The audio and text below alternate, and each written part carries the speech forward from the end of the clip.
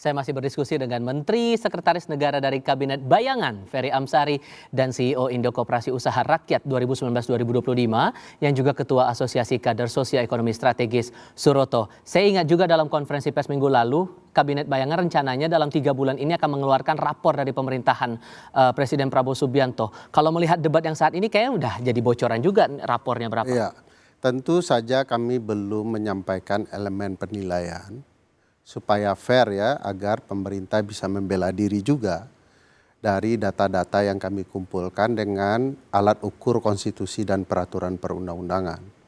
Jadi kami akan mengeluarkan sekitar 2,5 bulan lagi, tepat 2 tahun Presiden Prabowo Subianto. Bulan Oktober berarti? Bulan Oktober, ya di antara tanggal 20 atau setelah tanggal 20 Oktober, untuk menjelaskan apa saja capaian yang gagal dilakukan dan apa yang harus dilakukan pemerintah. Ada yang gagal, ada yang berhasil dong, berarti Tentu ada kemungkinan. ada yang berhasil, tapi mungkin agak lebih sedikit daripada yang gagalnya ya. Kalau Kopdes nilainya berapa? Ya dari perencanaan saja sudah gagal, apalagi nilai akhirnya ya. Gitu ya. Jadi ya mungkin tidak lulus lah ya, kalau di angka rapor ya.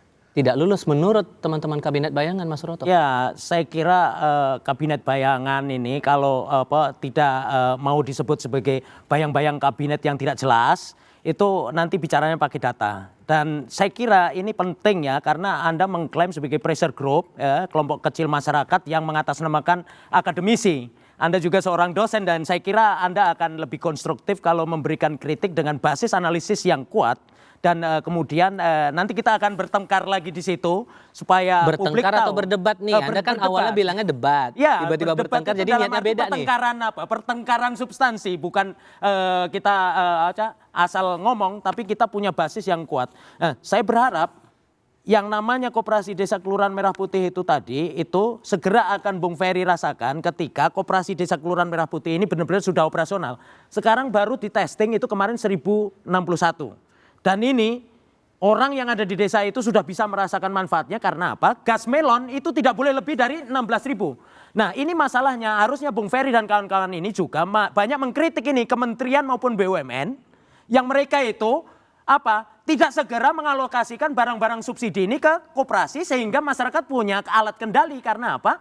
Masyarakat di desa itu menjadi pemiliknya, menjadi pengontrolnya, dan juga akan menerima manfaat berupa keuntungan yang dihasilkan oleh koperasi. Jadi penilaiannya terburu-buru menurut Anda dibilang tidak lulus itu tadi? Oh ya, karena apa? Bung Ferry ini juga tadi saya katakan analisisnya belum basis data gitu loh. Belum mungkin basis data, menunggu 2,5 bulan baru apalagi Bung Kodari kan berharapnya juga ada datanya ya, dan harus ada apresiasi juga dong Bang. Pasti ada data yang akan kita sampaikan ke publik, dan coba lihat cara berpikirnya.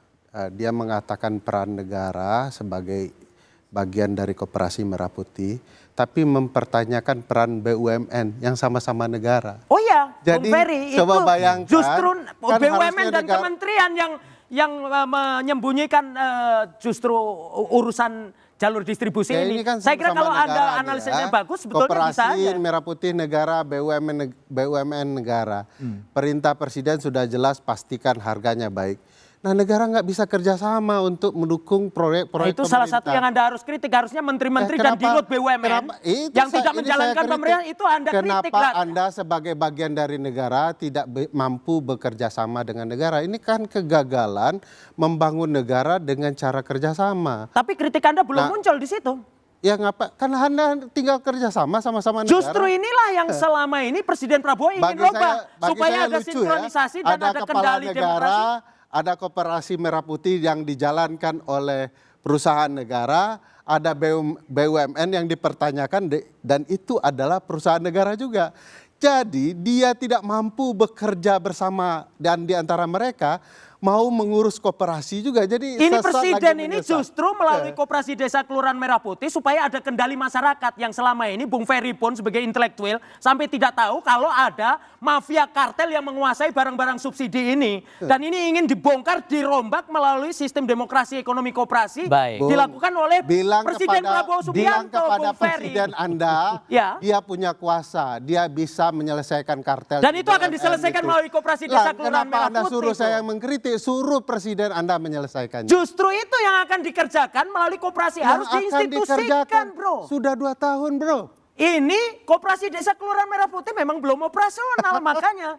Jadi jangan sampai kita ini sekarang ini buru-buru mengambil kesimpulan bahwa demokrasi itu hanya suara terbanyak itulah yang benar, omong kosong kemana-mana itulah yang paling benar. Harus berdasarkan fakta dan Koperasi Desa Kelurahan Merah Putih ini adalah ingin menciptakan apa? Pembagian kekuasaan itu harus dijamin dengan pembagian kekayaan juga supaya suara rakyat ini, kedaulatan rakyat atau people sovereignty betul-betul berkualitas dan demokrasi kita akan ruang opini dengan dibuka baik. seluas-luasnya buat siapapun yang mau berpendapat dan semoga bisa jadi sumber informasi Anda. Bung Ferry terima kasih sudah datang. Terima kasih. Mas Roto terima kasih sudah datang. Terima kasih juga untuk Anda sudah menyaksikan Rosi.